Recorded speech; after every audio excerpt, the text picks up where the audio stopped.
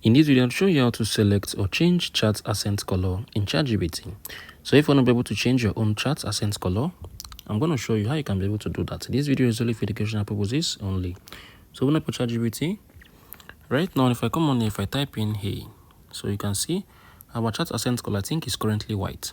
So if you want to be able to change it with your own option, with your own choice, just come on here, click on this. So you're going to be able to see accent color, click on it. So you can change it to, let me say, pink, right? So if you go back now, you can see the accent chat, like the accent color has changed. So whatever I'm going to type is going to be sent in the pink option. So I can still go back as well and make it to be yellow. So this is how you can basically do this. If you find this video helpful, share your thoughts below in the comment section. Thank you for watching. I'll see you on the next video.